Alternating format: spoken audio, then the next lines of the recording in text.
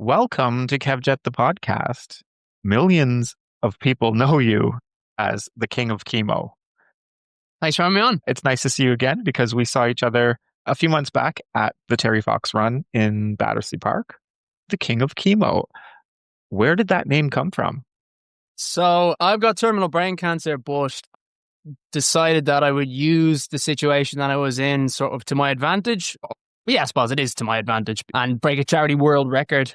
And the reason why I said my advantage rather than to, sort of its advantage is because I really try to push as hard as possible to not make myself out to be like a solely altruistic person who's just like, I'm doing it for the kids, because that's just not true. I try to break this world record for most money raised for running a marathon as a challenge to myself, but then I still want the fact that it means something outside of that. But I think that is just something that you see too much, where people pretend to be nice when they aren't really, and then they want the credit for it. It's just like, man, just like, don't do that. So yeah, but I just saw this opportunity where I have brain cancer, and brain cancer doesn't shut down the body. It doesn't like sort of degrade as a normal or a more common form of cancer would. And so I didn't know anything about that. And I studied nursing and paramedic science. So like I have a knowledge of, very basic knowledge of medicine. And then through that, it's like I didn't know anything about how brain cancer affected a body. So then I said to myself, all right, well, most people probably won't know that then either. And then so I kind of saw, if I run marathons, it won't actually be that hard with the kind of cancer that I have, but people won't know that. So it'll kind of make this image or this sort of story of like a person who's really kind of fighting against something that's incredibly hard and harder than it actually is. And so I can kind of use that to tell a good story and make that something that raises a lot of awareness to what I'm doing. And I also wanted to do it in a unique way, because I've worked with charities before. And so I kind of knew if I kept asking and asking and asking, people would get tired of it. I might not be able to actually hit my target, which is a lot of money. And so I came up with a strategy that no one else has tried before, which is to not ask for donations, but to just ask people to follow my social media account. And then I get corporate sponsors to donate in exchange for advertising. And it's worked so far. I've raised just coming up to £500,000 Great British pounds. And part of the idea of it is that if I achieve this, that means that I'm the first person ever to do it, which is just way cooler in my mind than breaking a world record. I kind of think that not enough people realize about the value of being the first to do something. It's like it's never taken away. How many people have climbed Everest? It's so true. What would be next if you hit that goal, or when you hit that goal? Oh, the next is easy. Just move on to the charity world record for charity walk. I know we talked earlier in August. You did the 32 counties in Ireland, isn't that right? Yeah, I really like it when numbers match up. And so I did 32 counties in 32 days in a 32-pound weight vest. Amazing. And I met you shortly after that at the Terry Fox Run in London, which was very cool. Yeah, Battersea Park. Funny enough, it sounds kind of odd. Part of the reason why I did the 32 with the weight vest on is because I hurt my knee a little bit when I was running, doing the same activity. And it was actually significantly less sort of hard on the small injury that I had on my knee. So it caused no hassle. And so it's kind of funny. I suppose it's very similar to me with the sort of the brain cancer, knowing that the brain cancer situation, it wouldn't affect my body as much.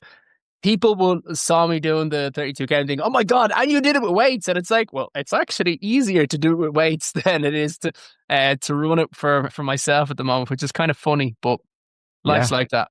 I mean, you're doing these great things and you're moving forward in a positive way. But when you were given the diagnosis, what was the first thing that went through your mind? I mean, it was a shock. It was quite a big shock because it wasn't expected. I was going in for a second scan because the first scan that I did was for a research trial, completely unrelated to anything to do with my own health. In fact, they were scanning for the exact opposite. They were making sure that I was a 100% healthy person. And then they discovered that I had a brain tumor, which I had no symptoms for, no headaches, no blocked nose or any kind of dizziness, anything like that. Nothing to indicate that I had anything going wrong with my head. And so that was the first scan. Now, they did think that it was benign, so I wasn't worried. I was a bit sad with a couple of things that were taken away, which was like kind of like a driver's license and a handful of other stuff. But then the second time I had the scan, they determined that no, this has grown quite a bit, which would indicate that it's almost definitely cancerous. And so that was very shocking. But then kind of in the situation itself, I kind of was like, all right, well, keep your composure as much as possible right now because you're in a doctor's appointment. You're not going to get a lot of these. You're not going to get as much time to be able to ask questions that are important about information. And so I was like, all right, well, hold it together for a second. You can kind of feel the oomph afterwards. And I asked the kind of the important questions about what was coming up and what was surgery and how it was going to be affected. And then when I came out of the hospital, I kind of like looked back on myself in the room and I was a bit like, well done. You handled yourself well there. Now, like kind of you're allowed to let it loose. And then it was like, oh, but first, what are you going to do with your friends and family? And then I was like, okay, well, hold yourself together until you think about what's the right thing to do with your friends and family. And then it kind of just became that like an ongoing thing where I never like fully sort of let it all out and got really upset because it was always like a thing where it was like, hey, look, you can hold yourself together, so why not continue to do that? And I still would like sort of think about it where it's like, because obviously it's a very important thing to be able to let it out and not just think, everyone will hate you if you like, let it all out. But then on the other side, it is also, do you need to? Because it kind of becomes a bit of a self-fulfilling, for me anyway, this isn't not something that I would advise to everybody, but for me, it became a bit of a self-fulfilling prophecy where it's like, I'm not upset and I'm glad that I'm not upset, which would kind of keep me in a slightly good mood because it's like, well done, you're one of the lucky ones that doesn't have, that isn't suffering from like severe sadness or like mental health issues. Because like, if you think that it's down to just your grit and your willpower, it's not. It's down to the chemistry in your brain. And I've got a brain tumor. It would seem like in regard of like mood regulation that I am very lucky with that. So yeah, I was just kind of grateful for the situation in that regard. What kind of treatment have they offered you? So in the meeting, they kind of went through what was sort of available. And for me, it was fairly much just, do you want to have an attempt at surviving or do you want to just take a complete risk and go with the holistic approach?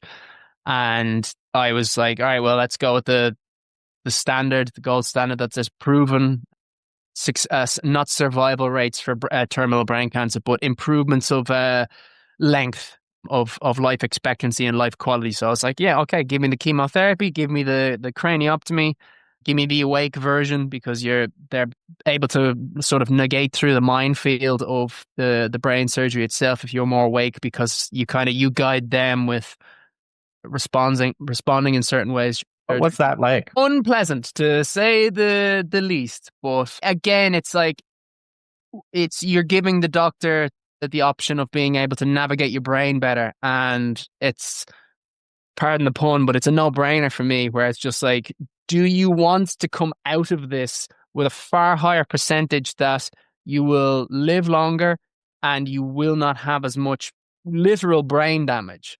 And I don't understand. Like, I know everybody has their own way of dealing with certain things. And like, some people will need a huge amount of support from their friends and family afterwards and all those sort of different things and how everybody deals with such a terrible situation. Mm-hmm. But like anyone who wouldn't choose the awake surgery, I don't understand them. At some point, it's kind of like there's fear and there's things that you don't want to do. But then there's just like, you are suffering for 3 hours for the rest of your life to be improved by a huge margin. Like, how could you make any other choice than that? Wow. With so much of your life dedicated to legacy and impact, how do you define a life well lived now? I suppose a quick one would be go back to that thing. I think it's Socrates who said it, where it's like, it's a pity for a man to go through his life without ever discovering the limits of his body. And I suppose you can apply that to any sort of thing where it's like, if you have the opportunity for something and you don't go for it, then those are the things that you regret when you're older. So in a lot of ways, I'm extremely content with how things have worked out, because obviously I'm not doing anything to a level of perfection. But if I was to look back, if I was to be 20 looking forward, to be like, all right, what's my job? And it's like, all right, well, your job is to make videos, edit videos, play video games, and run around and exercise a lot. And then every so often with that, you'll do some like public speaking. And it's like, I'd be looking at it, it's like, fucking what? That's my job? That's my job. Yeah. And like, and also you'd be doing a lot of good stuff for like loads of people. You'd be raising loads of money for like other humans and stuff. And it's like, yeah. How do I do that? How do I get that job? You have to get brain cancer. All right, go on. You seem very positive, and like even when I met you, you're just like you are today. You're so happy to talk about things so openly, and you are very positive. What keeps you positive? Look, I don't do anything special for me to be in this sort of mindset. I was born with it. I've been like it all my life. I wish I could bottle it and like, and I'll sell it in a book, because, you know, that'd probably be an easier way to break the world record. But no, I don't know how it came about. If chemo were a villain, what would be the theme tune? Theme tune. Yeah. Well, that's actually an easy answer. I thought you were going to say who they represent as a comic book character, but that theme actually translates over really easy. So I wouldn't. Do you mean chemo? Or do you mean cancer? I mean chemo, like going through chemotherapy. I mean, mine was fine. I wouldn't even put it as like, what's that? I'd put it down to that music where it's like the birds and the bees thing, where it's like, I got a brand new bicycle. Oh yeah. Yeah, I'd put my chemotherapy down for that. Like, I had one day where it was really harsh, and that was the day that I didn't have a drug called it's what's called an antiemetic, which is a non-sickness drug. It's a wonder drug. I had no idea how effective it was at the time, but then I had one day without it, and I was just the entire day, I calculated it to be every 15 minutes I was getting sick. And I like even tried testing out different things where it's like, maybe I should stop drinking water, because if I stop drinking water, then like maybe that's the thing that's provoking the gut wrenching that my body is interpreting that anything that's going into my stomach is something that shouldn't be in there. And so it's like, okay, I won't consume anything for, a while. And that was a really bad decision, because then my body was just like, no, we don't care. We have to get rid of whatever is in there. And like, there's nothing in there. And so it was just this like nothing in my stomach reefing to try and get something out. And it's just like, seriously bad muscle cramps. How has the King of Chemo, and I say that in brackets, how has the King of Chemo changed your relationship with friends and family? Oh, not in the slightest. Not an iota. Absolutely not at all. Like, other than like, it's another opportunity for like my mates to make fun of me. But like, that'd be about it. Like, we've had a handful of funny moments where we were on, I think it was a stag do, and a guy came over. As you can imagine, we were absolutely hammered. And a guy came over and was like, "Oh, you're your man, the King of Chemo." And he was like, he tried to come in and say like, yeah, man, like my dad is going through like this bad case of cancer, whatever, and like, watching your videos made it more tolerable, whatever. And like my mates just piled over, and like they were too pissed to hear what he was saying or whatever. And they were just like grabbing him and grabbing me and like kind of waving around and being like, it's all fake, it's manipulation. And they're like trying to take the piss out of him and me at the same time. It's bullshit, he's keeping all the money. And then the other guy copped on like they were messing around. They weren't being serious in the slightest, but he was still like kind of, okay, you're out having fun with your friends. Nice meeting you, whatever. It just kind of like completely changed the mood that was like trying to be set, but it was just, they came in and just fucking ruined it. And it was, Do you find that a lot of people approach you when you're out?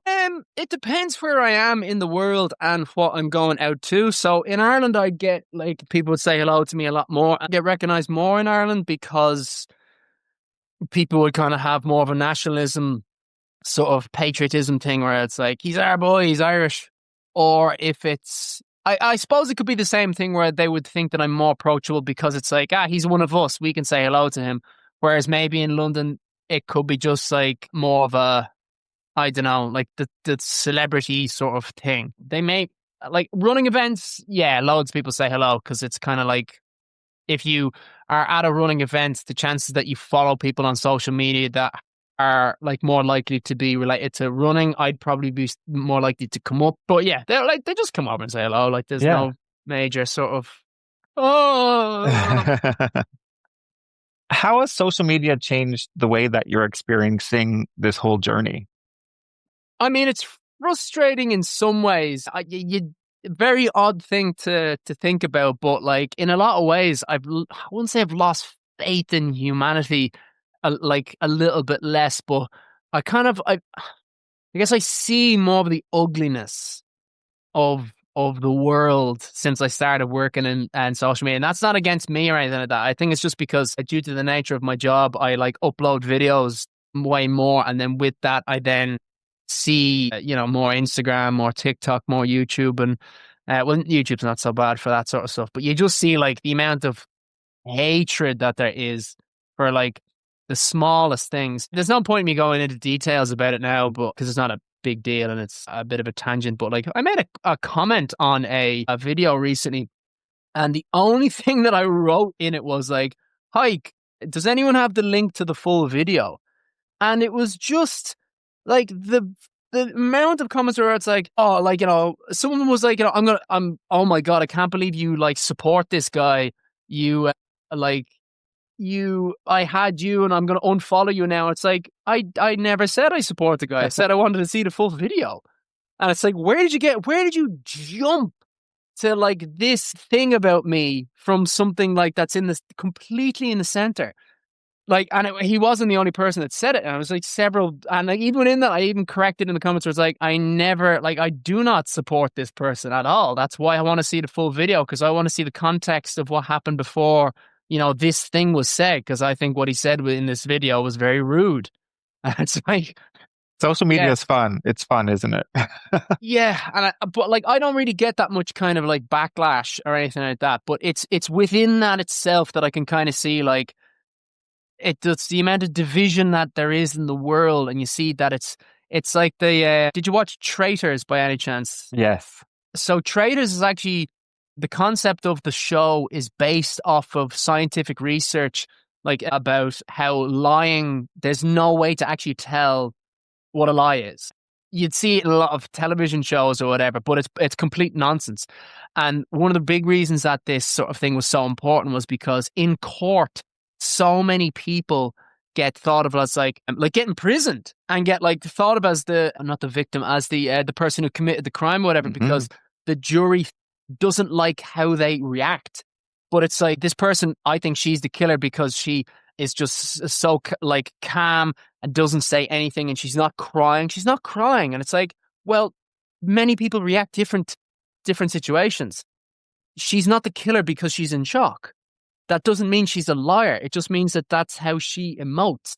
Yeah. And then you could go the other way where it's like, this person is crying too much. She's putting that on. She's a liar. He's a liar, whatever. And Traitors, the television show, is actually kind of like a way to highlight how no one has a clue. Unless you are given clues, unless you're given things to go on, like police evidence to go on, it's all bullshit. And you can kind of see it from the outside perspective where it's like, everyone just starts accusing everybody. And then once there's an accusation, even when the person says like, but why would I do that? Aha, but that's exactly what a traitor would say. And so I kind of like that. Traitors is a comedic show, but it's almost like I see it so much more in social media itself, where these accusations and there's assumptions that someone always has the worst out for someone else. And it's almost like people forget about how easily humans get along. We're made to do it. We get very upset and lose our minds when we're isolated, when we're not around other people. It's like massively unhealthy for us to do so.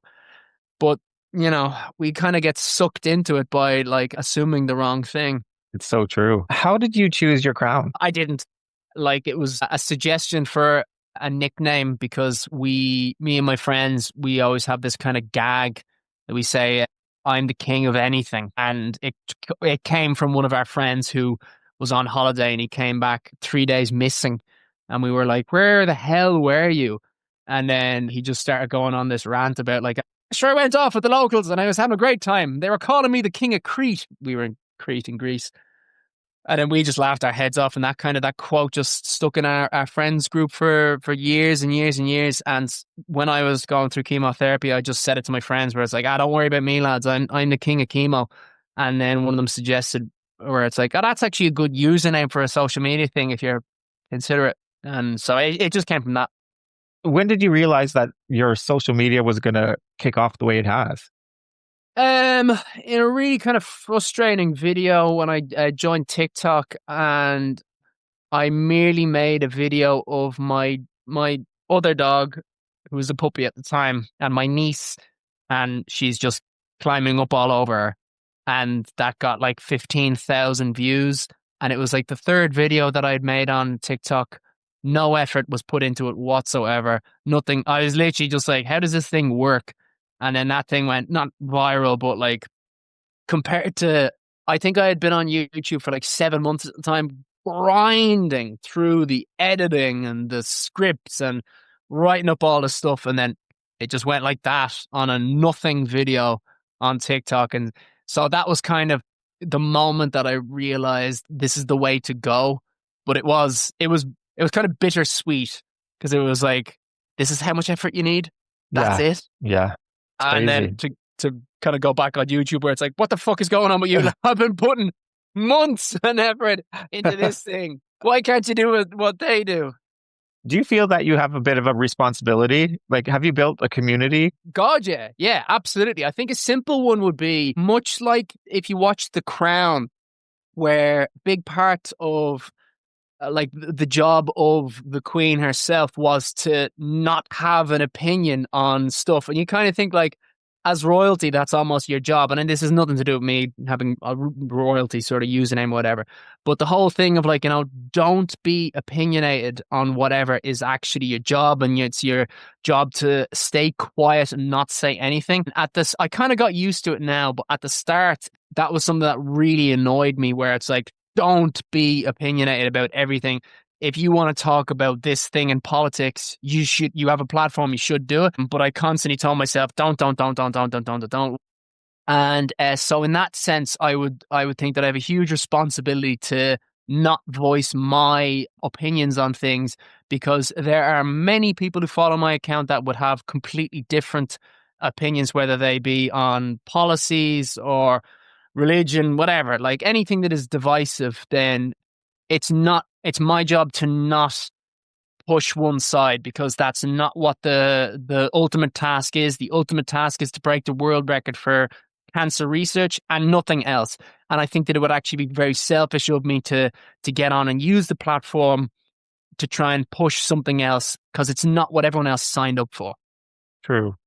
November is Men's Mental Health Month. So I'm just curious, within your friendship group, do you have a lot of support? Do you talk about what your diagnosis? Do you talk about what's to come? Do you talk about all those emotions?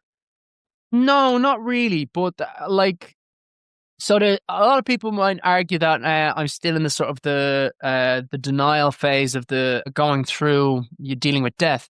Mm-hmm. But I kind of feel like the fact that I don't have any symptoms, it's hard to clutch onto to kind of face it as a reality. And I know obviously that in itself is to be in denial. But then I think you could argue that everyone on the planet who's not knocking at death's door is in denial of their own death, because we all must die at some point in our lives. However, most of us don't have symptoms to indicate that, it's going to happen in a year or so.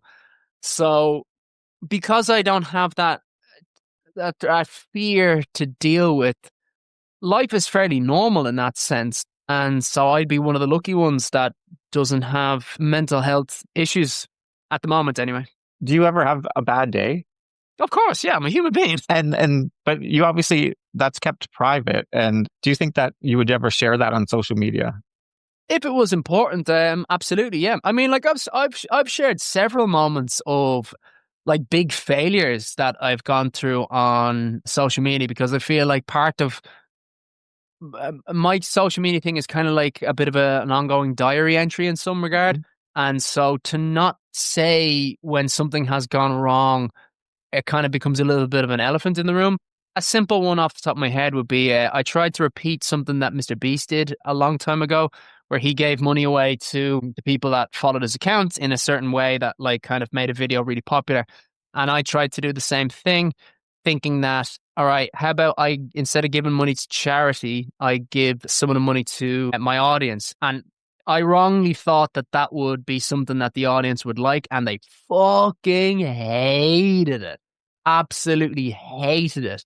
And so it was really annoying for me because I could see from quite early on, this is not something that the audience likes. But then I had to commit to it because I said I would.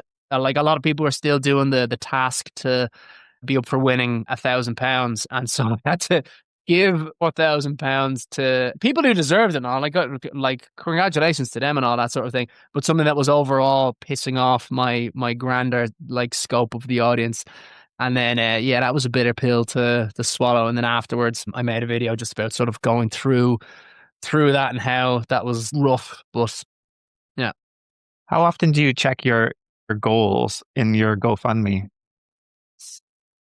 Sometimes I would look at it more closely, but mostly throughout the year I would avoid doing it because then it kind of it would either throw kind of a worry seed into my mind, and so I tried not to like slip into that. So it's sometimes better to just be like, hey, it's 34 or it's 8.4 million followers or whatever. That's good, rather than going into the details of doing it.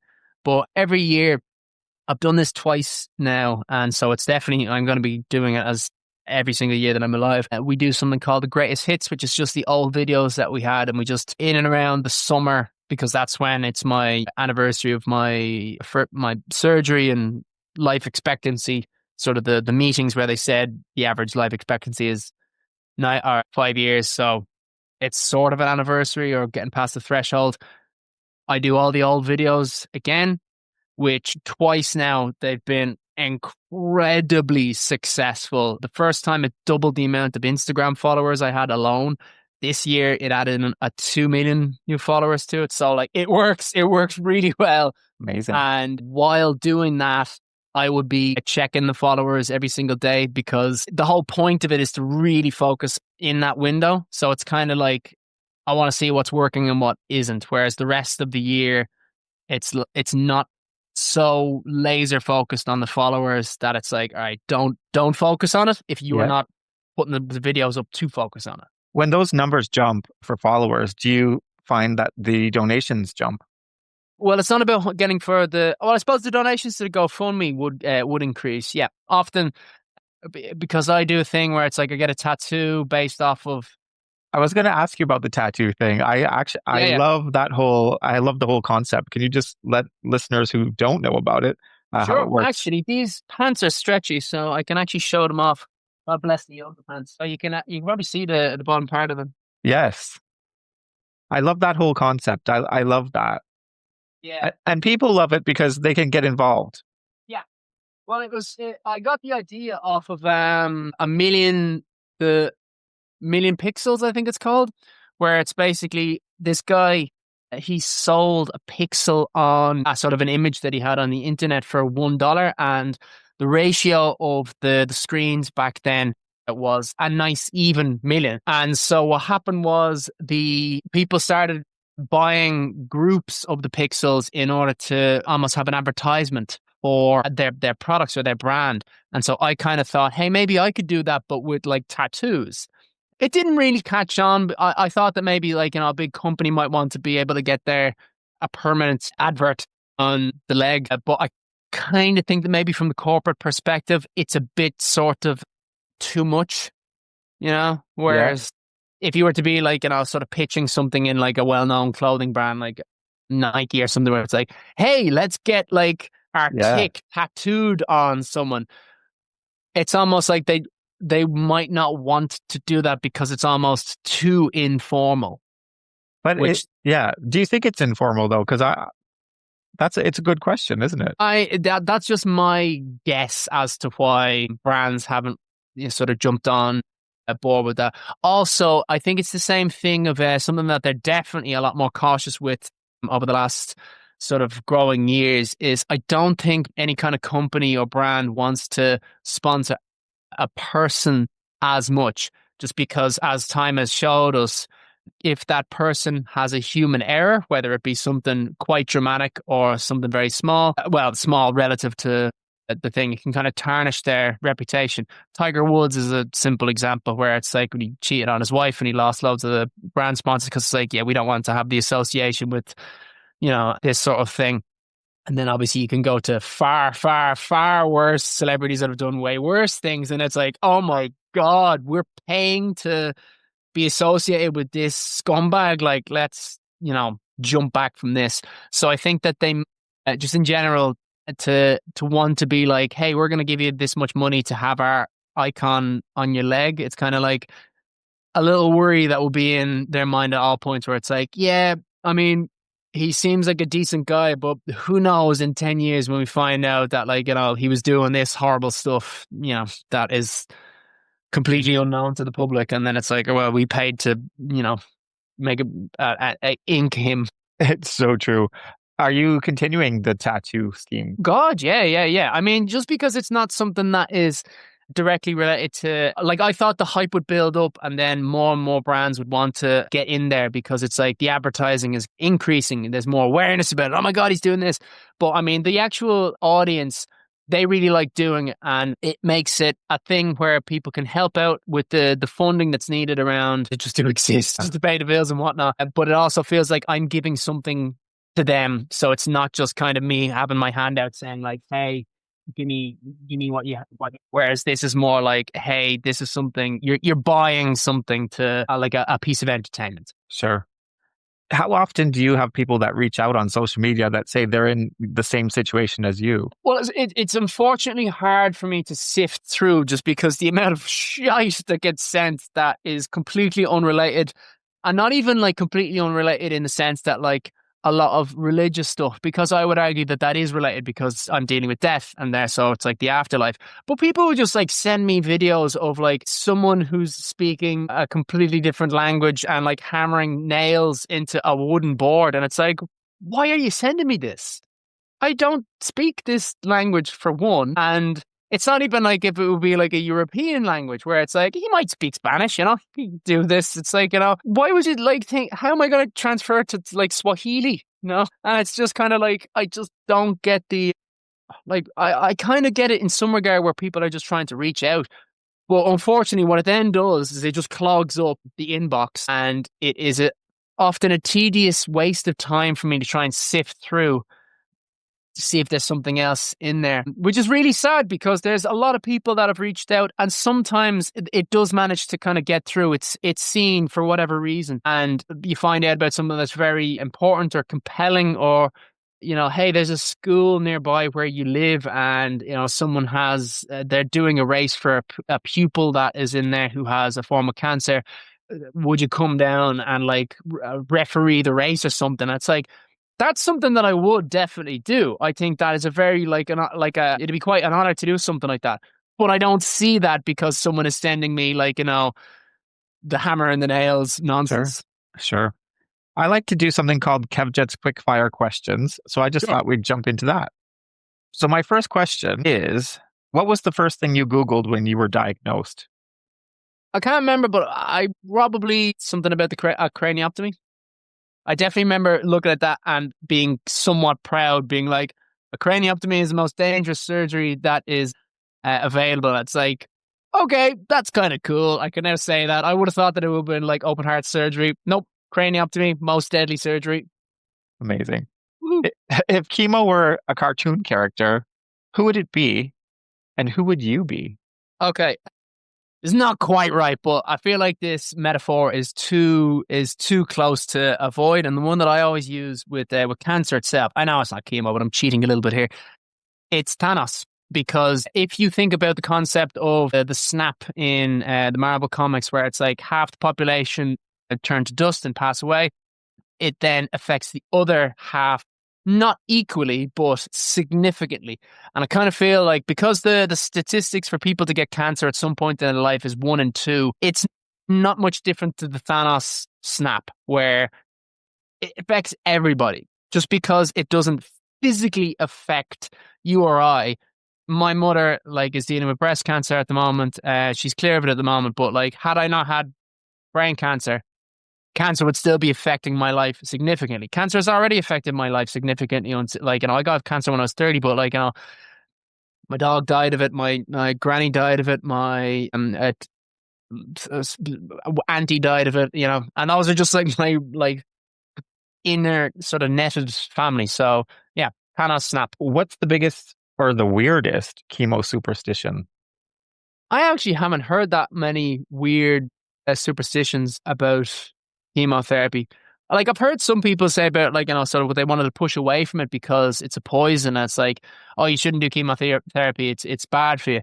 And that's true, but I wouldn't say that's a superstition as much as it is. I don't want to say in ignorance, because there would be doctors that would look at it from a different perspective and say, like, here, look, this is poison. Maybe we should find another way. So I wouldn't call it ignorance, but often you'll have someone who sort of makes a bit of a blanket statement on something that's like, not so much. I mean, so I can tell you the amount of, like, suspicions about stuff involving cancer itself. I could like give you a list of that, where it's like, oh yeah, the government has the cure. Yeah. They have the cure. They're just keeping the cure away from you. And it's like, okay, the government, singular, all working together. And it's like, yeah, because you make more money from, like, people, being sick. Like, they kind of overlook where it's like, I mean, if there was one and only pharmaceutical company, sure. But then it's like, okay, so you're saying that they researched cancer, got the cure, but then kept it. It's like, why would they research it in the first place to get the cure if they weren't going to use it? That's a waste of, laboratory time. And also, it's kind of like, how often could they keep that secret? Why would they then have these doctors who were like, yeah, we're going to pay you a lot of money to find the research for cancer or find the cure for cancer, but then you got to keep it a secret and never mention it to anybody. That's like, I don't think that they're going to be able to keep that a secret for very long. But like, even within that, like, it just goes against the business in a capitalist world, where it's like, all right, let's say you have 3 pharmaceutical companies and one of them has the cure for cancer. Sure, to keep people on chemotherapy throughout the longitude of their life probably is more beneficial, but that's beneficial for all 3 pharmaceutical companies. If one of them has the cure, that puts the other 2 out of fucking business. And it also means that, like, if you don't think that you'd have an ongoing income from the cure for cancer because it's like, it's cured, it's gone forever. Okay, but people will still get it. Yeah, people are still going to get it, They're still going to be like, a 2-year-old now who will be 50 in, 48 years, and they've smoked all their life. They're probably going to have cancer. And then the pharmaceutical company that has the cure will make the money. Yeah. And like, it's just, I can understand the reason why the sort of the suspicions or the conspiracies come about, because pharmaceutical companies, it's not like they're angels. That is, like, there's no denying that. So many of them are scum of the earth. Like, there's the guys who are running the basically selling heroin. What's it's like the opioid crisis in the United States. Oh yes. Oxycontin. Yes. Oxycodone. Yes. Yeah, it's like, everyone who works for that pharmaceutical company is an awful person. And if you believe in, like, Christianity, they are going straight to fucking hell, because they are the worst manipulative drug peddlers in the world. But they've danced around the legality of, that sting. And with the medical system in the USA, it's like, it's somehow legal to do that. But, like, yeah, that doesn't necessarily mean that it's still sort of a blank statement out of everywhere that, of course, they're going to hang on to the cure for cancer. Exactly. Steve Jobs would have been one of the most powerful, wealthy human beings on the earth. But not only that, you could argue fairly well that, like, if you want to talk about conspiracies or sort of, like, secrets that are going on, I would imagine Apple has a huge amount of information on people that is not sort of legal to have. Exactly. So if you think about access to information, if anyone was going to be able to, like, discover the secrets of something, I would say Steve Jobs would have probably have quite the advantage on that front, seeing as how he has spyware in everybody's pockets all the time. Exactly. We're all walking around with these iPhones.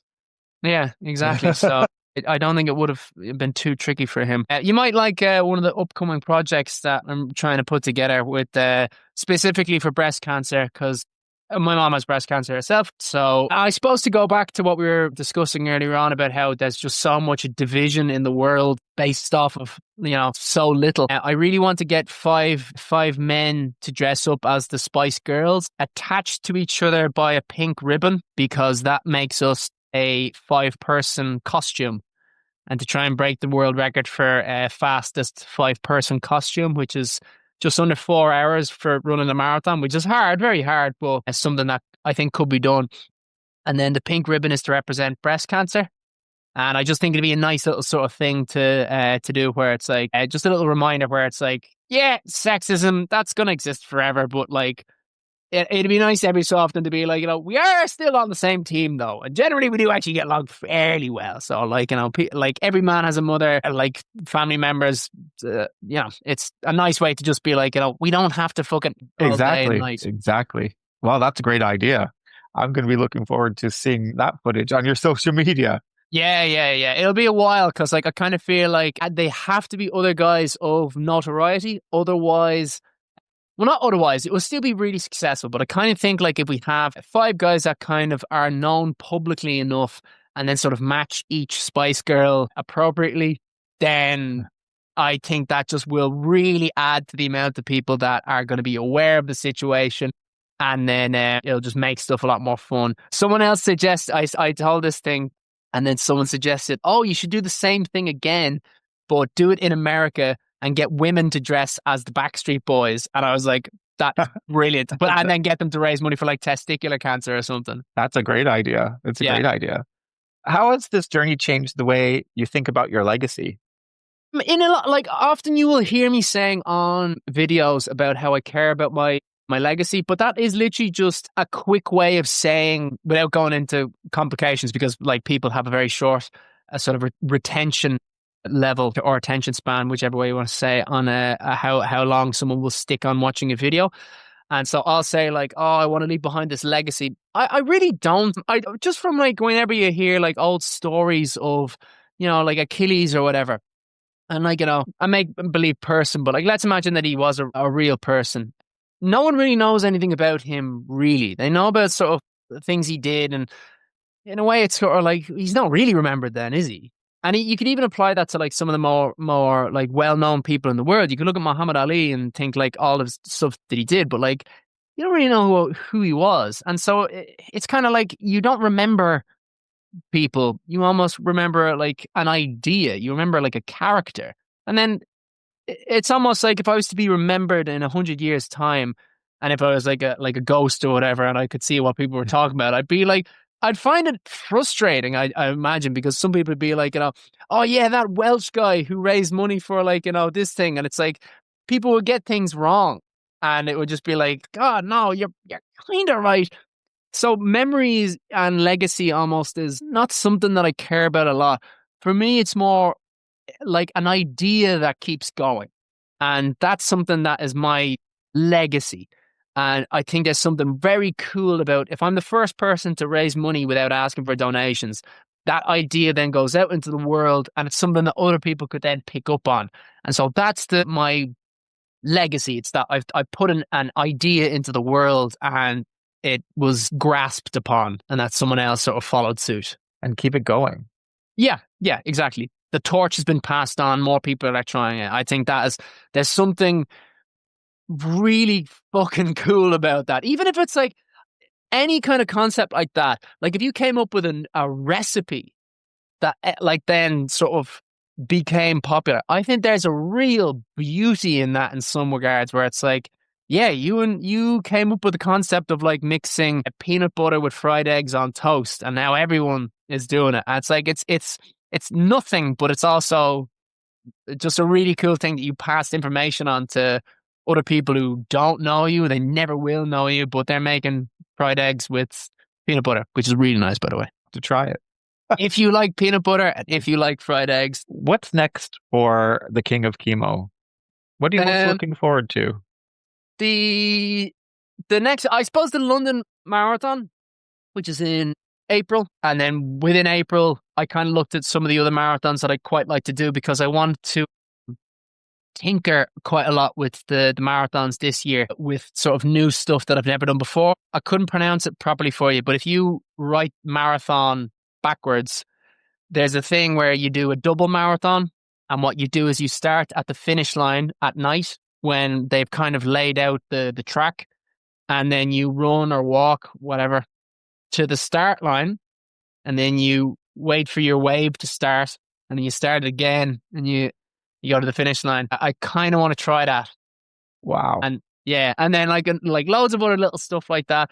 Actually, a really fun one that we're putting together. You can kind of see the background of why we're doing it back there. We're going to be launching a calendar with an underpants company. We're just putting it together, but I'm really looking forward to that because I think that'll be a lot of fun to do because they're a brand that is very similar to myself in the terms of the ethos of how they try to raise money because it's they make it fun. They put fun into fundraising, and so they're called Oddballs, and they raise money for testicular cancer. They do it for other forms of charity as well, but that was their main focus at the start for these reasons. Oddballs, your balls are odd. You need to get them checked. Yeah, they just kind of they make it fun to raise an issue that is very unpleasant. Movember, I think, does a fantastic job of doing the exact same thing for both mental health and then the testicular cancer, I think prostate cancer as well. And it's something that I think a lot of charities are kind of coming around to a lot more now, where let's make this a community thing. Let's make this more of a thing that has more smiles than sadness because it doesn't make people evil